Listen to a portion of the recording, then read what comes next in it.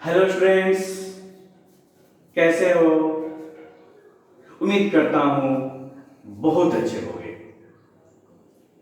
आज हम लोग फेरोमैग्नेटिक सब्सटेंस के बारे में पढ़ने वाले हैं। साथ ही साथ एंटी फेरोमैग्नेटिक और फेरी मैग्नेटिक सब्सटेंस के बारे में पढ़ेंगे। इसके पीछे वाला जो वीडियो था, आपने प्रीवियस वीडियो देखा होगा। हमने उसमें पारामैग्नेटिक और डायामैग्नेटिक सब्सटेंस के बारे में बताया था। जो पारामैग्नेटिक सब्सटेंस होते हैं उसका जो डेफिनेशन है वो ये है कि वह पदार्थ जो चुंबकीय क्षेत्र में दुर्बलता से आकर्षित हो जाए। अगर आपको वो बात याद है तो बस दुर्बलता के जगह पर, वीकली की जगह पर स्ट्रांगली कर दीजिए।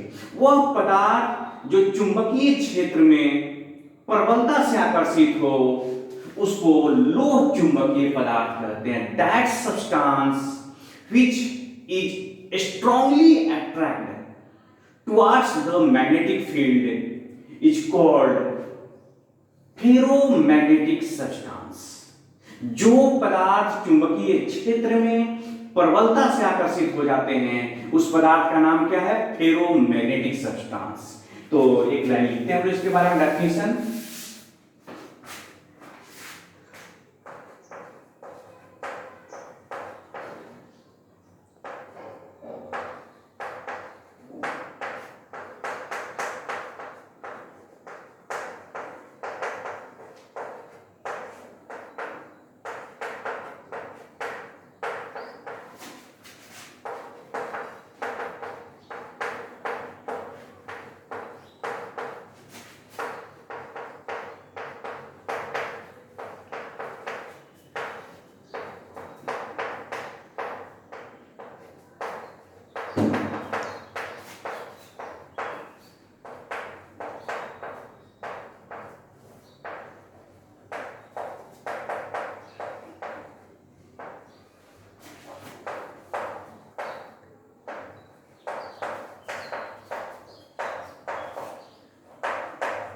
That substance which is strongly attracted, जो प्रबलता से आकर्षित हो। कहां? तो चुंबकीय क्षेत्र की ओर या चुंबकीय क्षेत्र में। तो उसका नाम क्या है? Ferromagnetic substance. अब दो तीन महत्वपूर्ण बातें। पहला बात कि अनुचुंबकीय की तरह फेरोमैग्नेटिक में भी अंतर इलेक्ट्रॉन होते हैं।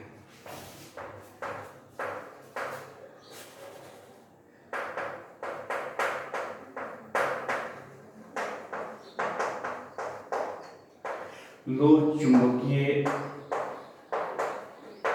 पदार्थ में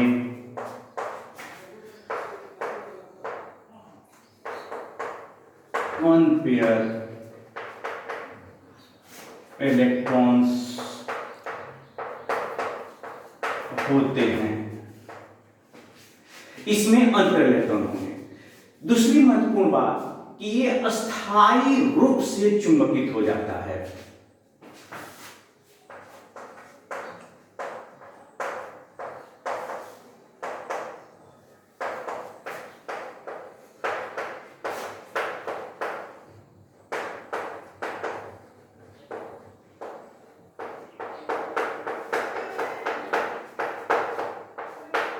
अस्थायी रूप से चुंबकित हो जाता। क्या मतलब है इसका? इसका अर्थ यह है कि एक, मान लीजिए कि ये कोई मैग्नेट है। इस मैग्नेट के मैग्नेटिक फील्ड में आपने यहां पर एक पदार्थ रख दिया, जैसे मान लीजिए कि लोहा है, और ये मैग्नेटाइज्ड हो गया, ये चुंबकित हो गया। तो जब इसको यहां से हटा के, इस फील्ड से अगर हटा करके मैं यहां रख दूं, तभी ये जो है मैग्नेट की तरह ये स्वयं व्यवहार करने लगे। ये मैग्नेटिक प्रॉपर्टी दिखाए, ये मैग्नेट की तरह व्यवहार करने लगे, तो समझ लीजिएगा कि ये अस्थायी रूप से चुंबकित हो गया। मतलब चुंबकीय क्षेत्र में ले गए, चुंबकीय क्षेत्र हटा लिए, तो भी ये क्या है? तो मैग्नेट की तरह व्यवहार करे, तो यह अस्थायी रूप से चुंबकित हो जाता है। अर्थात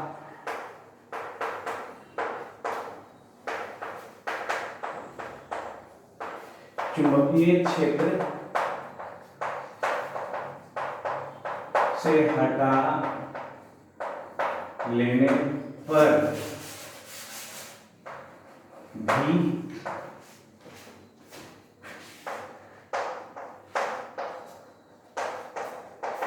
यह चुंबक जैसा व्यवहार करता है। चुंबकीय क्षेत्र से हटा लें, फिर भी क्या करें, चुंबक जैसा व्यवहार करें, तो हम लोग समझते हैं कि स्थायी रूप से चुंबकित हो गया, और ऐसे पदार्थ को फेरोमैग्नेटिक लो मैग्नेटिक सब्सटेंस कहते हैं। यहां समझने के लिए एक बहुत महत्वपूर्ण शब्द है जिसको जानना जरूरी है, डोमेन। डोमेन के पदों में भी फेरोमैग्नेटिक सब्सटेंस को डिफाइन किया जाता है। तो इससे पहले हम लोग जाने कि डोमेन क्या है। तो कोई भी जो लो चुंबकीय पदार्थ हैं, फेरोमैग्नेटिक सब्सटेंस हैं, ठोस अवस्था में लो चुंबकीय पदार्थ के जो धातु आयन होते हैं वो ग्रुप्ड हो जाते हैं, ग्रुप बना लेते हैं। ध्यान दीजिए मैं क्या बोल रहा हूं कि ठोस अवस्था में लो चुंबकीय पदार्थ के जो धातु आयन हैं वो समूह बना लेते हैं, समूह टुकड़ों में बढ़ जाते हैं, छोटे छोटे टुकड़ों में बढ़ जाते हैं, और तब उससे जैसे मान लीजिए कि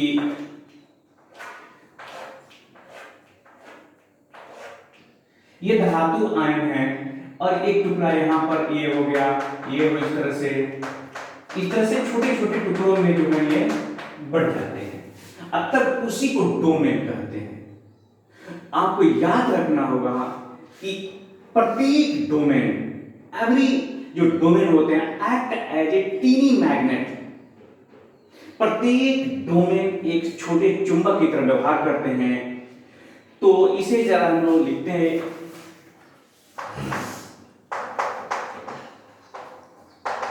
डोमेन्स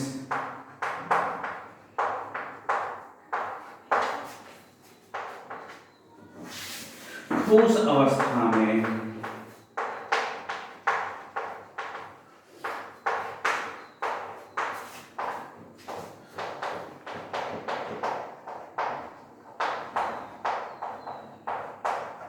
लो चुंबकीय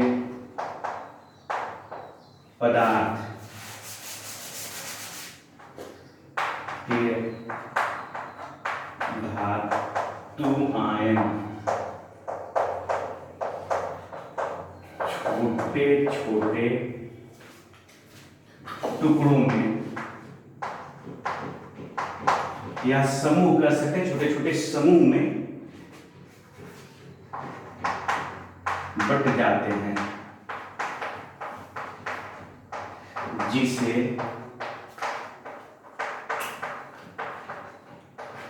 डोमेन कहा जाता है। महत्वपूर्ण बात है कि प्रत्येक डोमेन एक सूक्ष्म चुंबक की तरह व्यवहार करता है।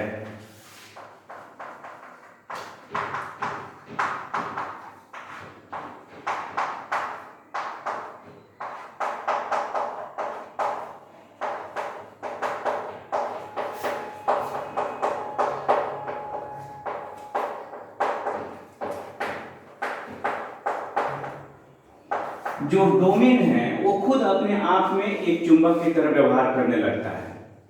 अब देखिए कुछ महत्वपूर्ण बात, बहुत महत्वपूर्ण बात, संभवतः सबसे महत्वपूर्ण बात है फेरोमैग्नेटिक लो चुंबकीय पदार्थ के बारे में। लो चुंबकीय पदार्थ जब अचुंबकित होते हैं, कहने का मतलब कि चुंबकीय क्षेत्र में भी इनको नहीं ले जाएंगे। तो लो चुंबकीय पदार्थ जब तक अचुंबकित हैं, उसके जो डोमेन होते हैं ना वो रैंडमली बिखरे होते हैं, मतलब उनका कोई भी निश्चित बनावट नहीं होता, दिशा जो होती है जो डोमेन से वो निश्चित नहीं रहता। और यही वजह है कि अचुंबकीय जो लो चुंबकीय पदार्थ होते हैं उसके डोमेन एक दूसरे को कैंसिल आउट कर देता है। लेकिन जैसे ही लो चुंबकीय पदार्थ को चुंबकीय क्षेत्र में लेके जाते हैं उसके डोमेन एक निश्चित दिशा में सज जाते हैं। आप इसको ऐसे समझिए कि ये पदार्थ है, ये मान लीजिए ये फेरोमैग्नेटिक ही है,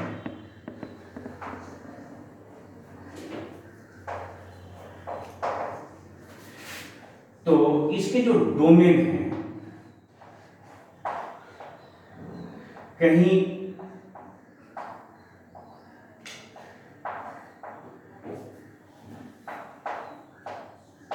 इस तरह से बिखरा हुआ डोमेन,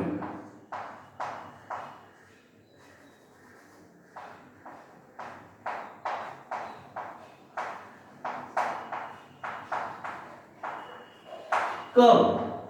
ये जब चुंबकित नहीं है और चुंबकित है,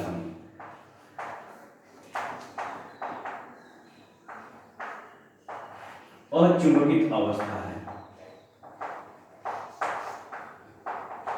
अब आप इसको चुंबकीय क्षेत्र से गुजार देते हैं,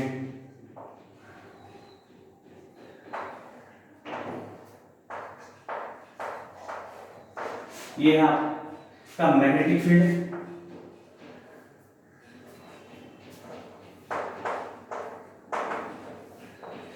तब यही इसी पदार्थ के जो डोमेन होते हैं ना, उसी दिशा में सज जाते हैं जो कि चुंबकीय क्षेत्र का दिशा होता है। ये मैं आपको एक बात बताना चाहता हूं कि फेरोमैग्नेटिक सब्सटेंस के जो डोमेन होते हैं चुंबकीय क्षेत्र के अनुपस्थिति में रैंडमली बिखरे होते हैं, इसीलिए इनका जो चुंबकीय आघूर्ण हो जाता है नष्ट हो जाता है। लेकिन जैसे ही आप इसको मैग्नेटिक फील्ड से गुजारते हैं, बस सारे डोमेन उसी दिशा में व्यवस्थित हो जाते हैं जो मैग्नेटिक फील्ड का दिशा होता है, और इसीलिए स्ट्रॉन्ग एक मैग्नेटिक पदार्थ की तरह व्यवहार करने लगते हैं। तो हम लोग नेक्स्ट जो पॉइंट लिखेंगे वो ये है,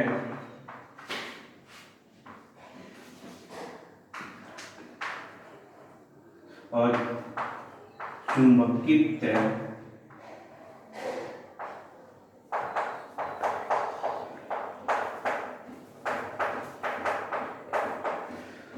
लोह चुंबकीय पदार्थ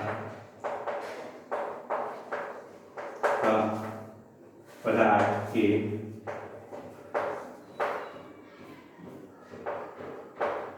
टुकड़ों में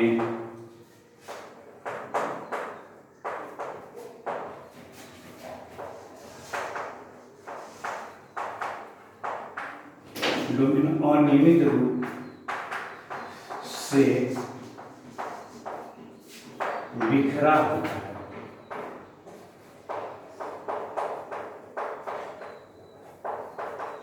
लेकिन जब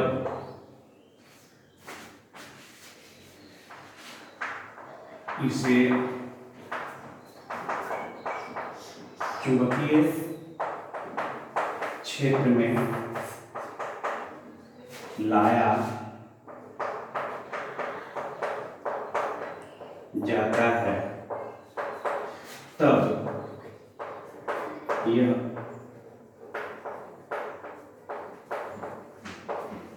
के क्षेत्र की दिशा में चुंबकित हो जाता है।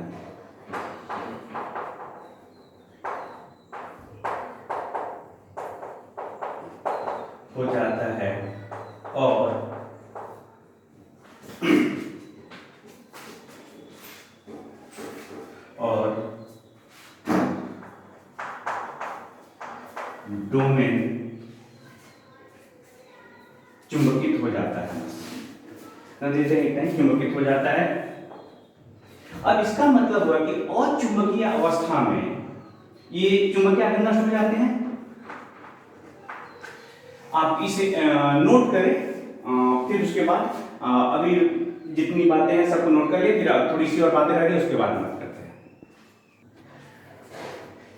इसका मतलब ये हुआ कि अचुंबकित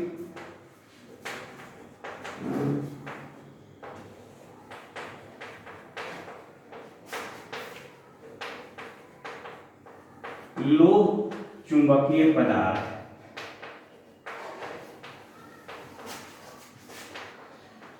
के डोमेन का चुंबकीय आघूर्ण एक दूसरे को नष्ट कर देता है।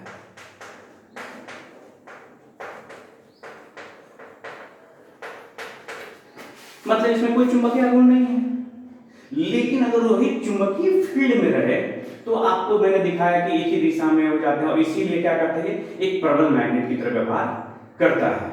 तो याद रखना है आपको कुछ इसके उदाहरण अगर हम बात करें एग्जाम्पल की, तो FeCO निकेल है, ग्लैगोनियम है, CrO2 है, ETC, ये सब जो होते हैं लोह चुंबकीय पदार्थ होते हैं। इसे हम लोग इस तरह से समझेगा जिसके मैग्नेटिक जो डोमेन है उनके चुंबकीय आघूर्ण के रूप में। तो डोमेन सब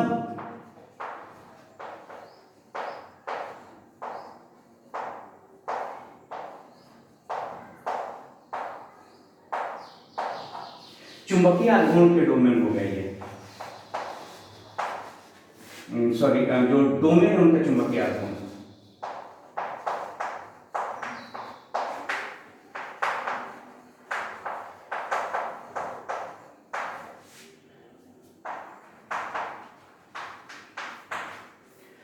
आप देख रहे हैं सब एक निश्चित क्रम में सजा हुआ है।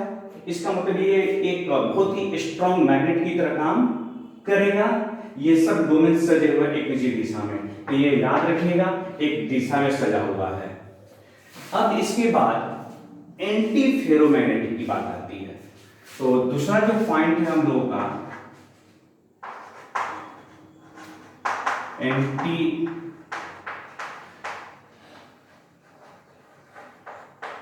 फेरोमैग्नेटिक सब्सटेंस, प्रतिलोक चुंबकीय।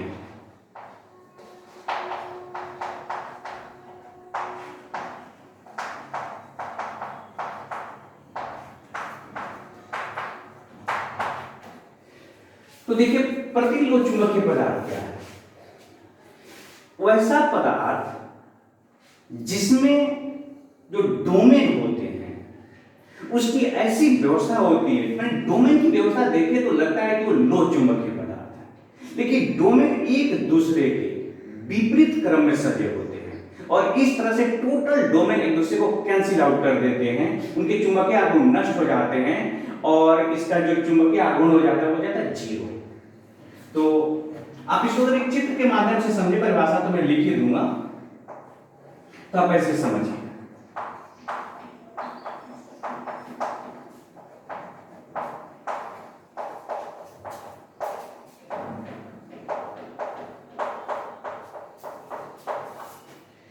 ये इसको कैंसिल कर दिया, ये इसको कैंसिल कर दिया, ये इसको कैंसिल कर दिया। इसका मतलब चुंबकीय आघूर्ण क्या हो गया? शून्य हो गया।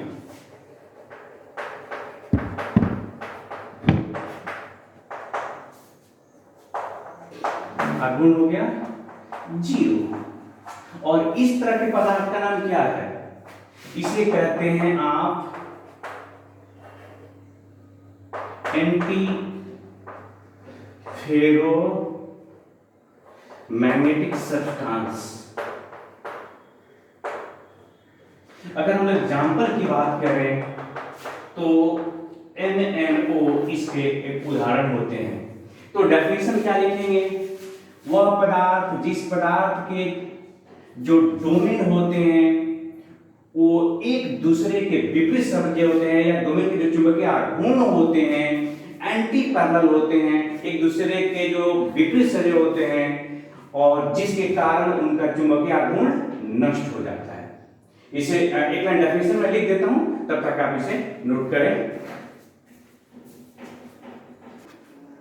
देखिए स्टूडेंट्स, अगर हम लोगों को प्रतिलोक चुंबकीय का अगर डेफिनेशन देना हो तो आप तो समझ गए कि जो डोमेन होते हैं वो एक दूसरे के विपरीत सजावट में होते हैं। उनका जो विन्यास होता है, विन्यास एक अप एक डाउन, एक अप एक डाउन, और इस तरह से एक दूसरे के चुंबकीय आघूर्ण को कैंसिल आउट कर देते है, तो चुंबकीय आघूर्ण शून्य। तो आप वही एक लाइन डेफिनेशन के रूप में लिख सकते हैं कि वह पदार्थ जिसके डोमेन की संरचना लोह चुंबकीय पदार्थ के जैसा ही होता है, लेकिन उन एक दूसरे के विपरीत सजावट में होते हैं, और यही वजह है कि उनका चुंबकीय आघूर्ण नष्ट हो जाता है। अगर एक बार फिर से मैं आपको दिखाने की कोशिश करूं तो मैंने आपको यही बताया कि देखिए ये एक इस तरह से इनकी बनावट होती है, डोमेन की सजावट जो होती है। तो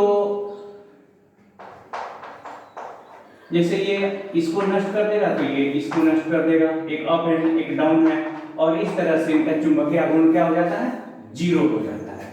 अब एक छोटा सा और रह गया है जिसको हम लोग फेरी मैग्नेटिक कहते हैं, तो उसे भी हम लोग देखते हैं कि क्या है फेरी मैग्नेटिक। तो सबसे लास्ट है हम लोगों का, ये बचवा है फेरी मैग्नेटिक सब्सटेंस। जरा इसे समझने की कोशिश करते हैं। फेरी मैग्नेटिक सब्सटेंस वह सब्सटेंस होते हैं जिससे उम्मीद की जाती है कि वो एक बहुत ही स्ट्रॉन्ग मैग्नेटिक प्रॉपर्टी दिखाएंगे, बहुत ही प्रबल चुंबकीय गुण दिखाएंगे। किस आधार पे? तो उनके जो डोमेन है उनके मैग्नेटिक मोमेंट के आधार पर। लेकिन वास्तव में ये बहुत ही इनका जो मैग्नेटिक मोमेंट होता है और समान रूप से एंटी पैरेलल सजे होते हैं, इसलिए एक दूसरे के चुंबकीय आघूर्ण को नष्ट कर देते हैं और इनका जो मैग्नेटिक जो प्रॉपर्टीज होता है वो बहुत ही दुर्बल हो जाता है। आप इस तरह से समझिए,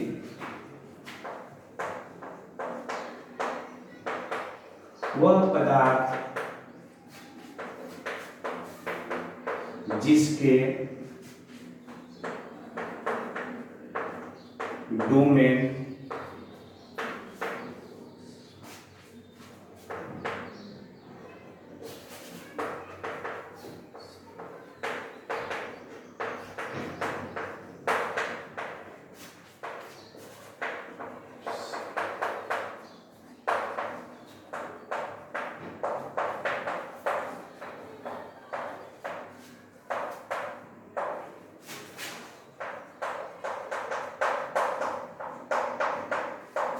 सजे होते हैं,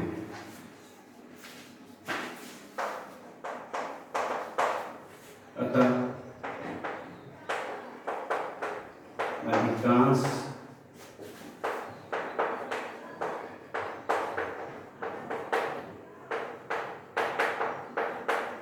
चुंबकीय आघूर्ण नष्ट हो जाता है और एक दुर्बल चुंबक तत्व दिखाते हैं, और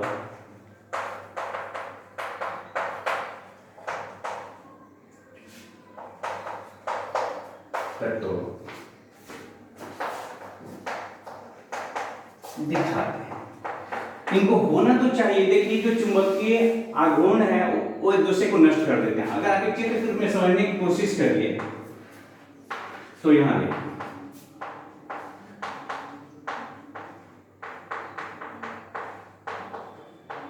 और समान रूप से हैं,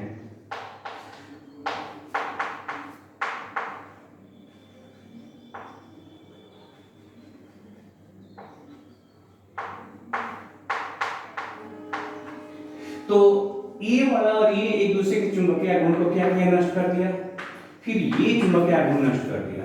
तो जितना स्ट्रॉन्ग ये मैग्नेटिक प्रॉपर्टीज दिखाने चाहिए, जितना स्ट्रॉन्ग मैग्नेटिक इसमें होना चाहिए, उतना नहीं हो पाता। जबकि इसके भी डोमेन जो होते हैं बिल्कुल फेरोमैग्नेटिक सब्सटेंस की ही तरह होते हैं, लेकिन ये पैरेलल एंटी पैरेलल सजे होते हैं और अनियमित रूप से सजे होते हैं, जिससे एक दूसरे को क्या कर देता है, ये नष्ट कर देते हैं। अब यहां पर देखना है, जैसे अगर इसके एग्जांपल की बात करें तो वे पदार्थ जिसके जो अणु सूत्र होते हैं, सामान्य सूत्र,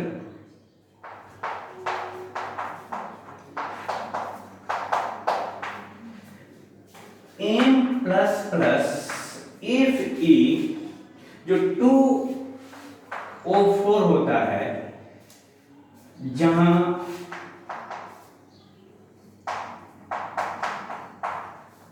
M प्लस प्लस का मतलब हो गया आपका Fe हो गया, Mg हो गया, Zn हो गया, Mg, Fe, Zn, आप Cu इत्यादि ले सकते हैं etc। अब यहां पर कुछ महत्वपूर्ण बात कि एक निश्चित ताप पर जब आप गर्म कर देते हैं पारामैग्नेटिक जो फेरोमैग्नेटिक सब्सटेंस होते हैं तो वो बदल जाते हैं पारामैग्नेटिक सब्सटेंस में, यहां तक कि फेरीमैग्नेटिक सब्सटेंस भी। याद रखिएगा ये है आपका फेरोमैग्नेटिक सब्सटेंस,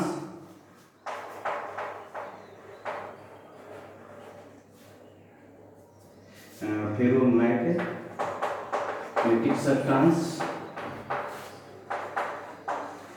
एक निश्चित ताप देते हैं और ये बदल जाता है पारा मैग्नेटिक सब्सटेंस। उस निश्चित ताप का नाम है क्यूरी टेम्परेचर। मतलब क्यूरी ताप पर जैसे ला देंगे ये कोई भी आपका फेरोमैग्नेटिक सब्सटेंस बदल जाएगा पारामैग्नेटिक सब्सटेंस। इतना प्यार करें, फिर आगे वाले वीडियो में जय हिंद जय भारत।